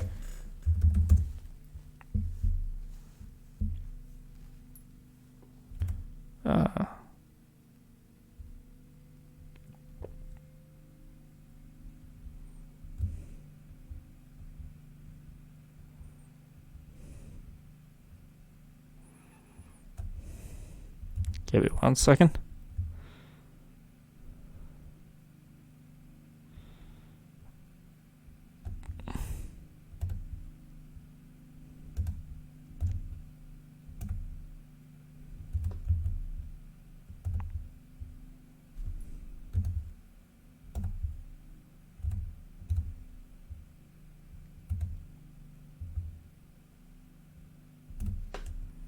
There's my coverage of it.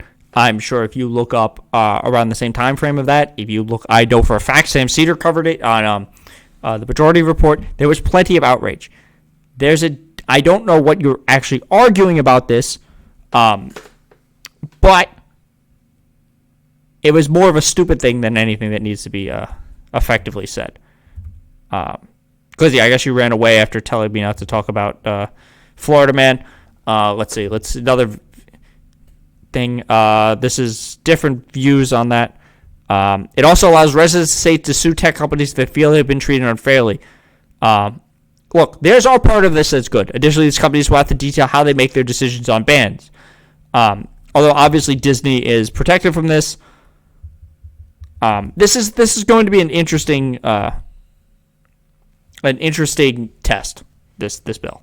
Also, now I'm going to copy this anyway. if you're new in the chat and you want to discuss things offline, hit the Discord up. Or if you're new and you want to follow me, you can follow me here.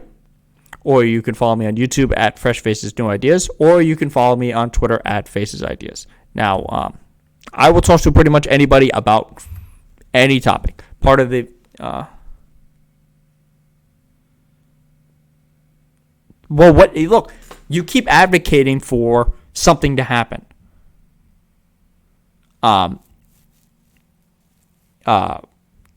You keep advocating for something to happen. What is it that you want to happen? You can't keep saying, "Oh, nobody wanted to punish her for anything," and then not actually have any argument of what should be punished. Now, like I was saying, right? So what are you still saying? You can't say, "Oh, I want her to be punished for this, but I don't know what the punishment is," because there is nothing for that to be punished on. This is different than some of the other things that are said. It is just an incredibly callous and stupid thing for her to have said. It is not punishable because you say something dumb. There's different levels of speech versus, what you say.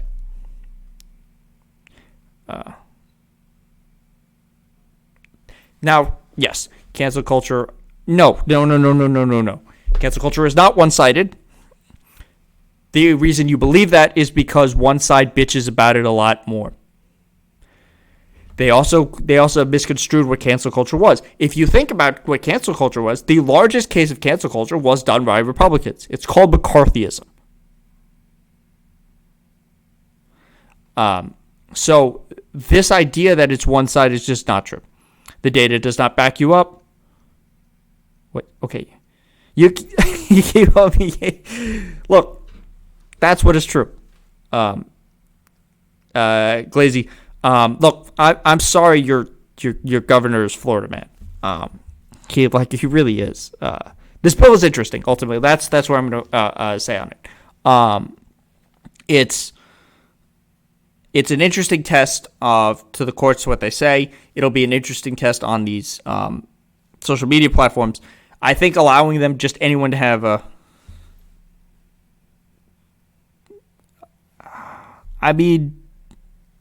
objectively, no. New York is the best.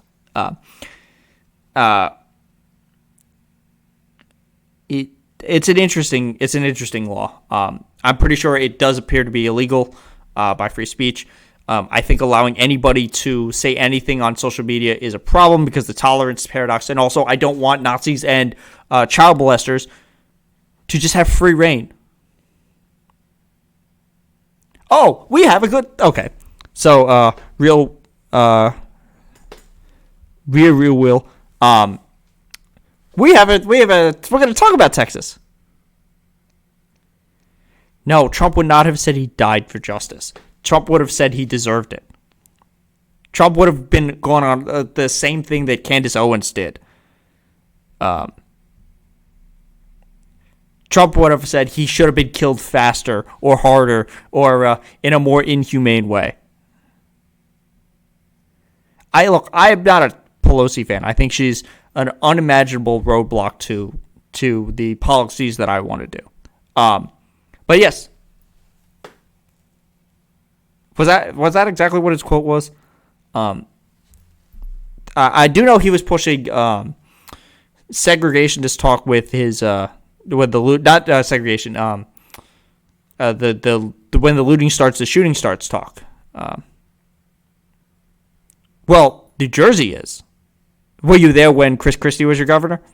That's probably why. But speaking of God, your name is hard to say. You probably did that on purpose. Let's talk about Texas, because Texas has decided that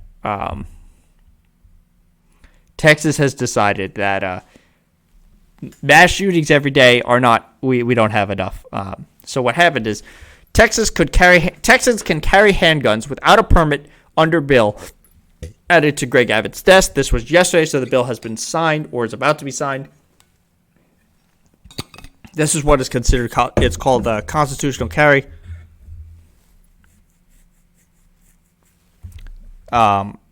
So, A measure long sought by conservative activists allowed Texas to carry handguns without a license on the cusp of becoming law after the Senate approves compromise the bill.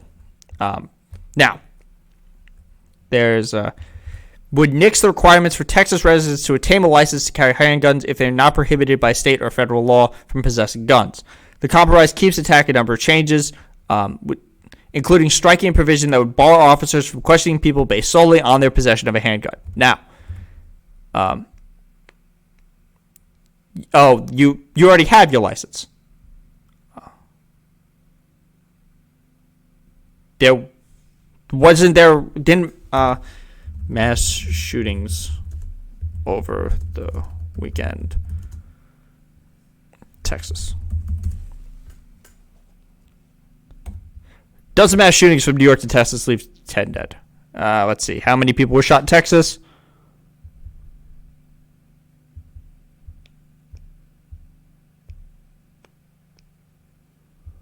Mass shooting in New Jersey. So yes, there was a mass shooting in Texas over this weekend. No.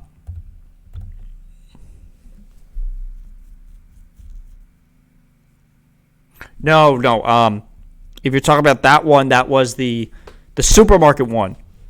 The guy ended up being Syrian, but that was a couple months ago. The problem here, and this is, I don't know if you guys saw my stream so I actually had a long debate. It wasn't directly about this. It started about this. It was about these guns. Yeah, that guy turned out to be Syrian, but that was just so look, the problem is there was 12 mass shootings on this weekend. There was 12 mass shootings this weekend, and the story is simply, there was 12 mass shootings. It's more of a story when there isn't a mass shooting than when there is one, because they're just so common.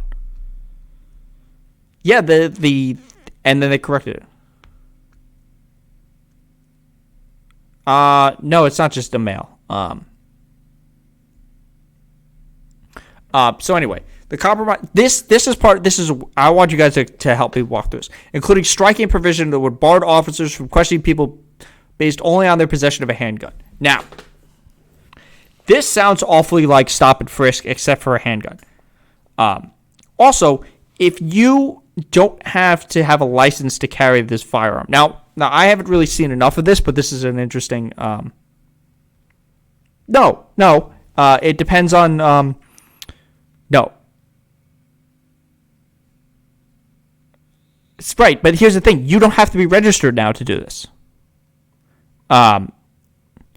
You don't have to obtain a license. You also don't have to go through training. Now, look, when I talk about mass shootings and shootings in general, there's two things to deal with. It is both too easy to get a gun, and we're not dealing with the underlying issues of what causes a shooting. You have to deal with the social impact, and you have to deal with the ability to access to a firearm.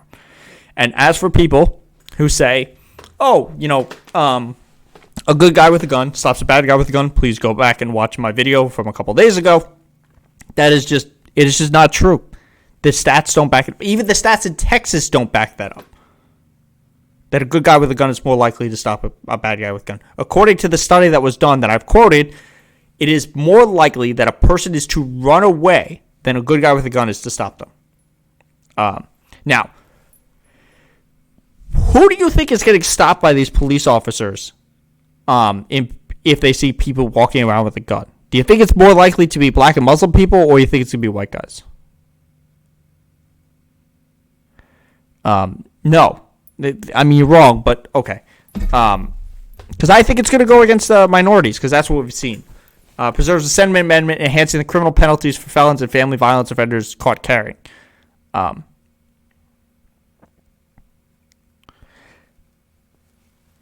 Applicants must, so this is under current law, this is what's going to be removed. Applicants must submit fingerprints, complete 4 to 6 hours of training, and pass a written exam at a shooting proficiency test. They don't require a bill for that. Oh, of course, Chicago. Do you happen to think?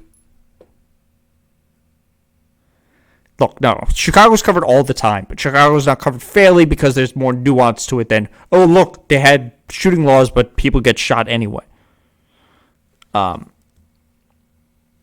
Anyway, look, the ability to remove this. So here's their argument. There's always concerning legislation that deals with firearm guns, but he absolutely thinks the bill will make Texas a safer place. This is just not true. There are facts that don't back this up. Hold on, let me see if this is Texas a stand your ground state.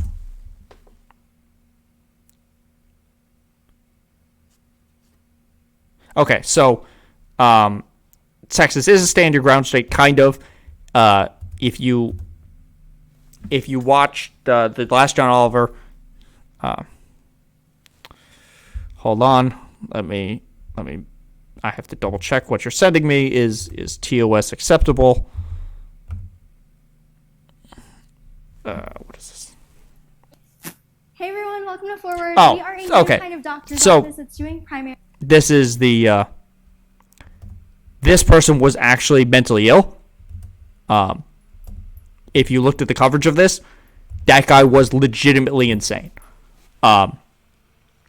He was. He thought he was being tracked. He was out of his mind. Now, there is a different way that it was covered depending on who you looked at. Fox News covered it as, oh no, they're not talking about nobody's covering it because he's not a white guy, so it doesn't fit their reporting. Charlie Kirk was saying this a lot. However, congruently as he was saying these things,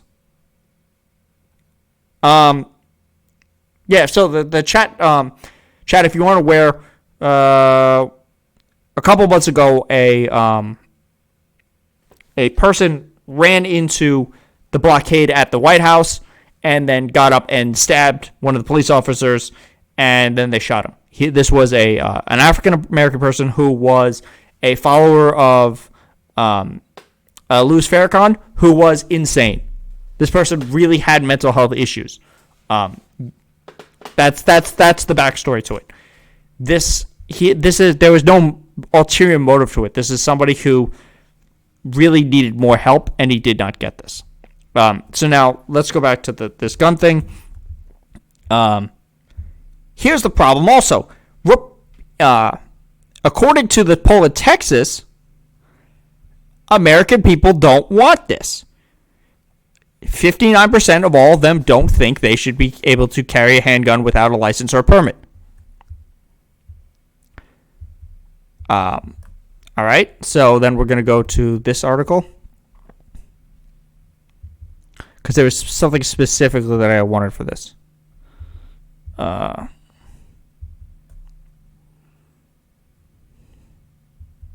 Okay.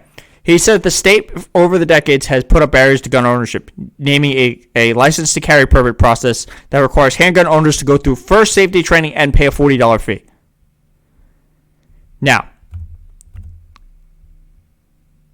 Boo Boo Bennett. I love Boo Boo Bennett. She is wild. Maybe one day we'll watch. The next time there is a Liberty Hangout stream, or she puts up a video. She's married. Was she married? She married to one of the guys. They have a lot of issues there because she's part of Turning Point, and they had a lot of those people, including the ones at Liberty Hangout. Oh, does she? Well, if you end up on it's not implied that. Well, first off, two things. DFK, I'll get to you in a second. If you end up somehow on Liberty Hangout, give me a shout out and then let me know that you're on it, and we'll watch it. Okay, Glaze? If you end up on or you have any conversation with her and it's somehow recorded, we'll watch it here. As long as it's okay. Now, for DFK, as soon as they started looking into it, I'm not going to say Trump 2020, unless you want to clip that, and there it says. But you should give me a shout out anyway, because you enjoy watching my streams. If you looked once at all right, first off, the guy who attacked the Capitol recently was 25, and he was immediately, if you looked at his social media and stuff, you didn't have to dig into it to realize that he had issues. He was absolutely one of those people. Now, I'm fair. If you see an issue with these things, I will bring them up. If there is a gray area. No. There are people who have no, they do often. No, because even that coverage is not correct. Because when a white person does terrorist attack, they're never generally called as terrorists. They're considered lone wolves or a single individual or a lone shooter. It's not considered a terrorist attack when it is a single white person versus when it is a Muslim person or it is a black person. It's not the same. You have it backwards. Now, this is some crazy shit right here. Namely, the license to carry permit process requires handgun owners to go through safety training and pay a $40 fee. Now, they're waiving these, and instead you have to watch an online course. Now, I have to ask you this. How many of you are just directly watching me, or you're watching me in the background? Because when I'm doing stuff, and I have something going on in the background, I'm not paying attention to it entirely. So if you have to replace a safety course with a background YouTube video, are you really going through the motions and understanding it? There's no way this law ends up with anything other than more people getting shot. It just is.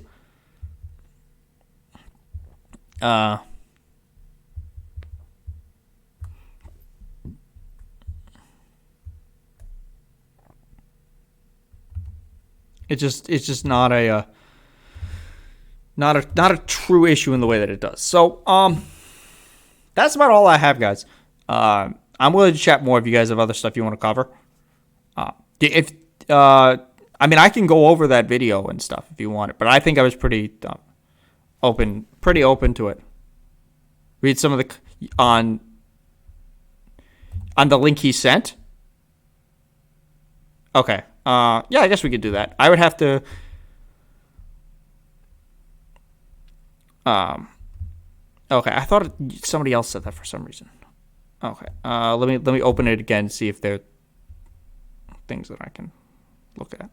Introducing I imagine they're going to be pretty wild. Okay. Never in this report. Okay, so all right. Let's tucking for bed. Little bedtime stories here. Okay. Let's get to this. So also, if you want to pull up, I don't know if the last Caitlin Bennett one I saw was she did it on the beach, but that was actually probably her best one. So let's where is it? Microsoft. Okay. Boy, this story sure got buried quickly. Now, let's be clear.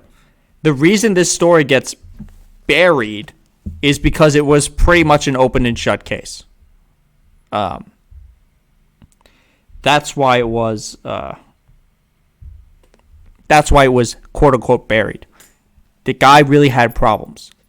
It has come out that Green was a follower of Farrakhan, but CBS reported that fact. Now,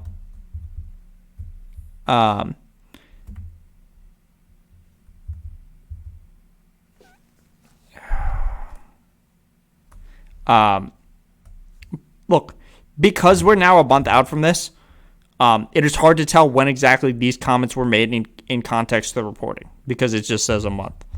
The story has been moved to the back burner since the perpetrator was a Republican. This is just not true. It is possible they were recurring it.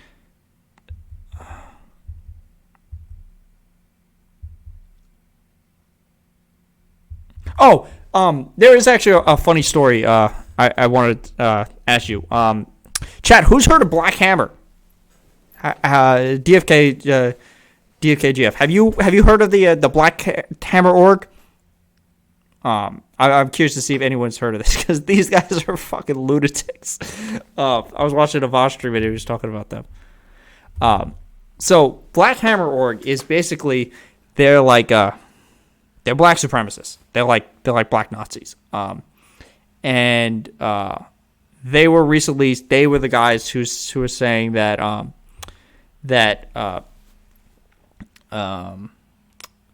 what is her name? Anne Frank was a colonizer. No. They're not Black Panther. Those are vastly different.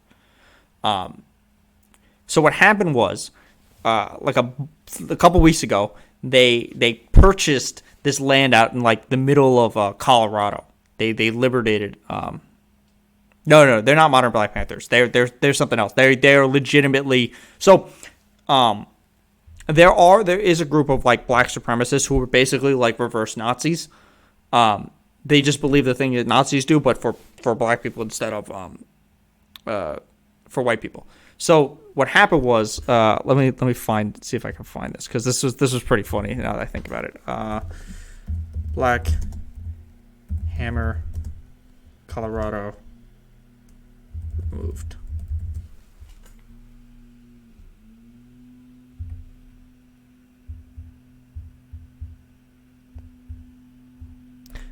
Black Hammer.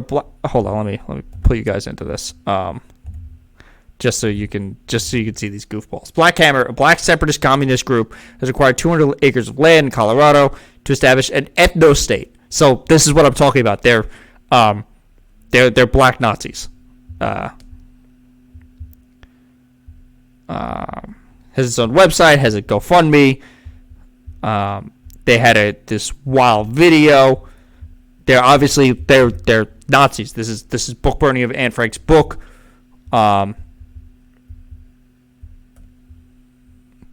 They charged reparations. Everything about this was no. This is not BLM. BLM is drastically different.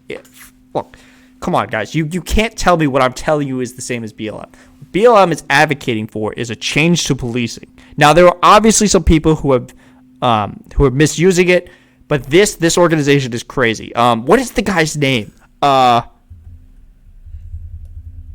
Something Cote.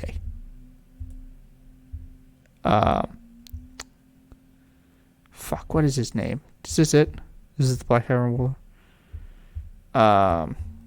Let me see if I can find the article.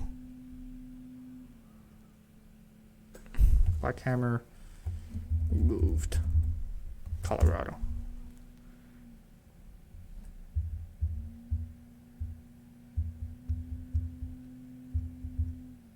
This is Andy No quoting on it, because Andy No just likes to stir things up. Hold on, I'll check that link in a minute. I wanna find this.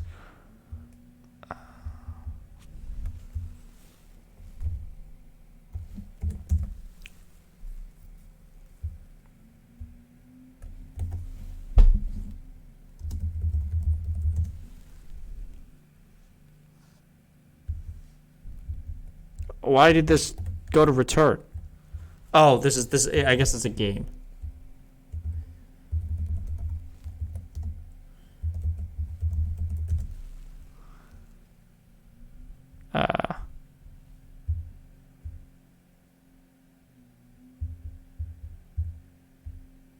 Okay. Anyway, these wackadoodles, they liberated. I never played the Destiny game, so I don't know.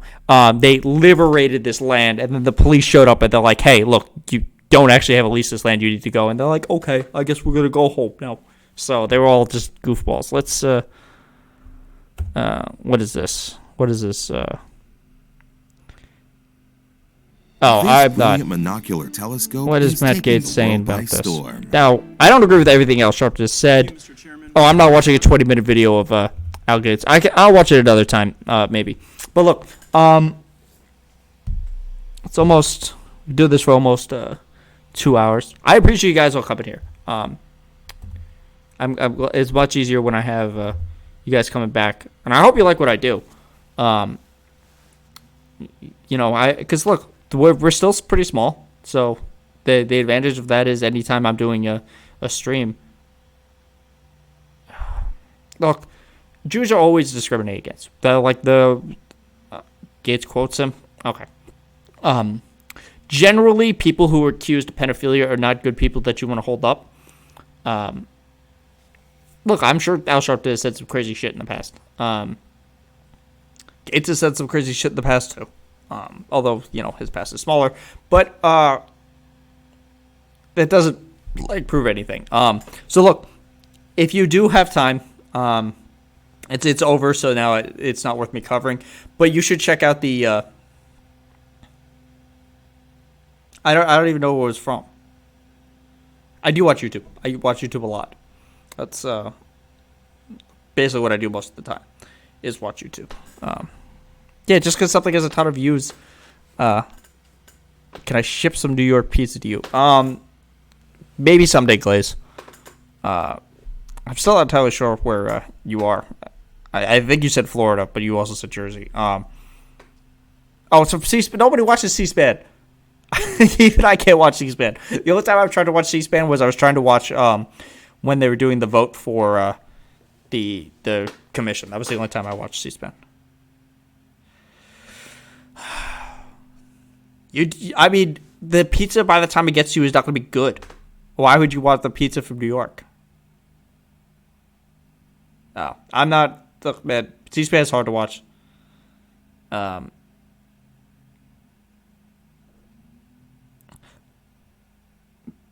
There's no like New York style pizza places in Florida. Just yeah. Well, then I guess you're not the best state because you don't have good pizza. I think that's how that works there, doesn't it? But look, I appreciate you guys being here and talking to me. I didn't say that's nothing. Wait, hold on. Let me scroll up that link. When was this? But dude, how do you find when do you look at these links? Sick of hot and stuffy rooms. This was 2 years ago.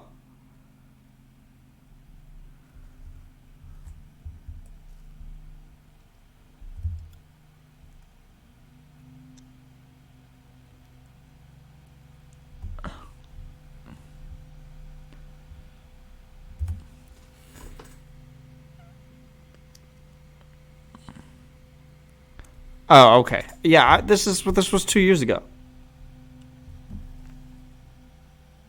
Oh, is this something from the r/the Donald? Yeah, I have to make a Reddit, but you know, yeah, I can't watch it if it's got slurs and stuff. But one day when I get bigger, I'll have a Reddit. I look very forward to having my own like Okay Buddy segments. Is r/the Donald still a thing? I thought they got banned or something. Well, no, I know you found that's where you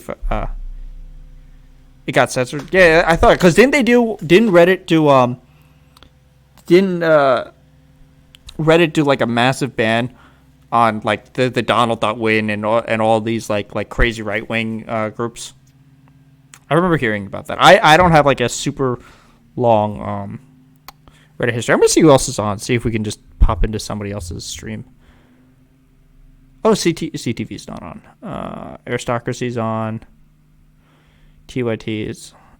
nobody's really worth watching pop into.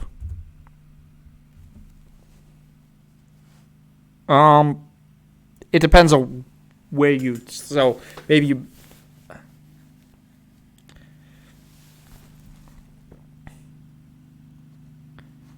Yeah. Look, guys, we had I think it was good. A light libertarian centrist. Glaze, are you in my Discord? Because what the fuck does that even mean?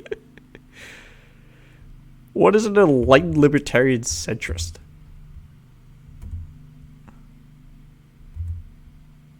All right, let me give you the link.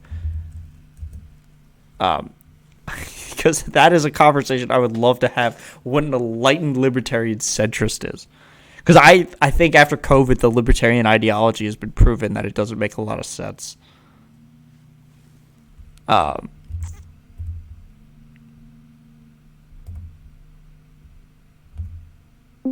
I didn't mean to do the block. Oh, it's only...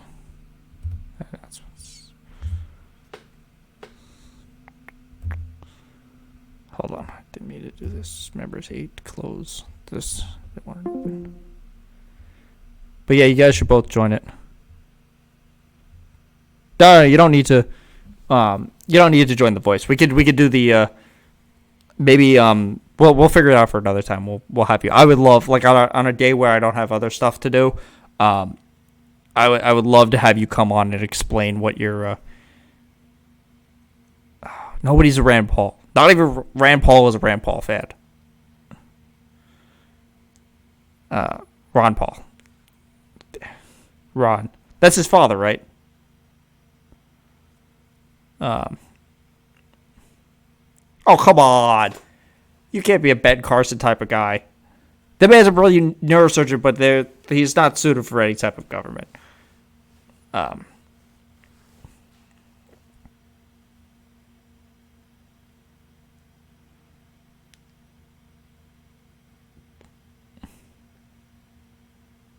I think it depends on how you use that IQ.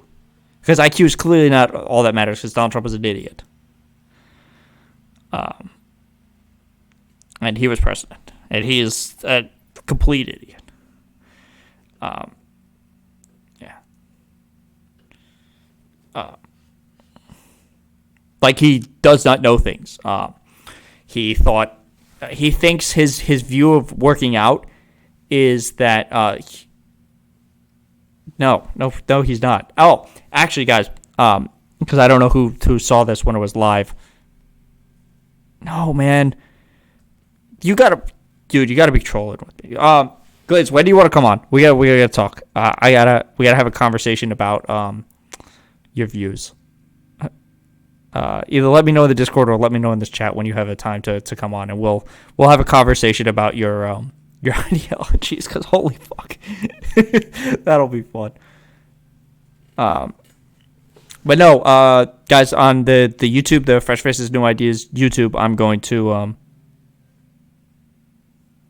No, just talk to me on the Discord about it, and we'll set up a time, because I'm generally relatively free.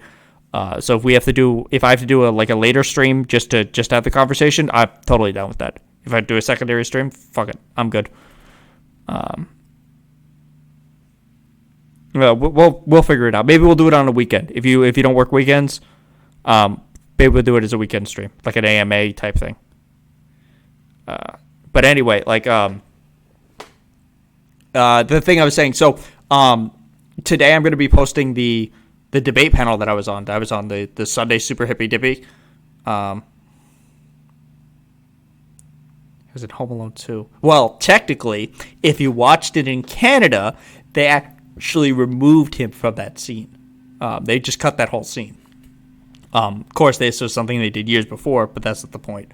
But yeah, so as I was saying, I was on the Hippy Dippy Sunday, and one of the topics was Trump the worst president. So I'll have that clipped, that whole segment clipped, and I'll have that up on the YouTube.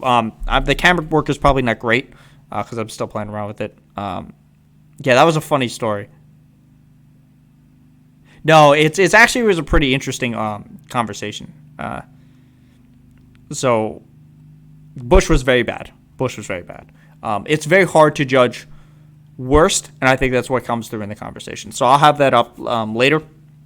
But tomorrow, guys, I know we're gonna try to do. I know Mr. Geek has his. Hold on, let me double check what it is. It's his Wednesdays. No, this is the Dan. I need the Danabo link. Mr. Geek's semi-open panel. So he has his at 4 p.m.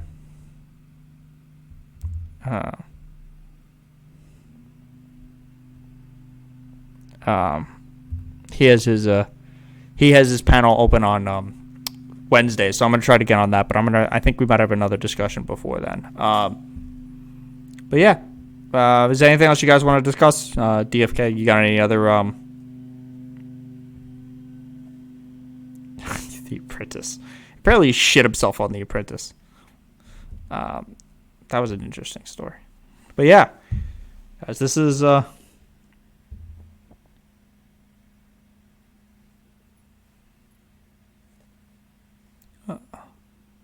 was a good one. I appreciate you guys.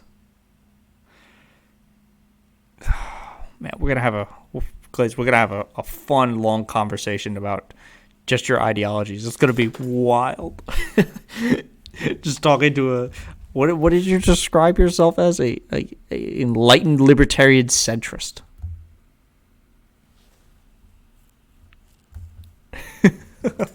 That's gonna be a fun conversation. I look forward to it. All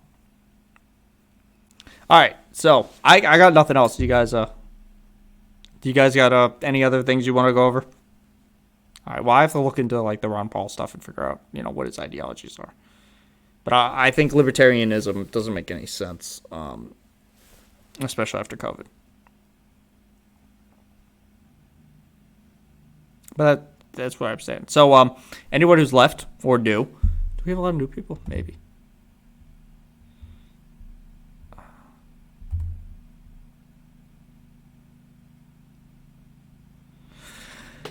Too late for what? We'll see. All right, so Glaze, we'll talk in the Discord about setting up a time to talk to you guys. But I appreciate everyone who came. Anyone who's still here and new, I'll pop the Discord in one more time. Control V.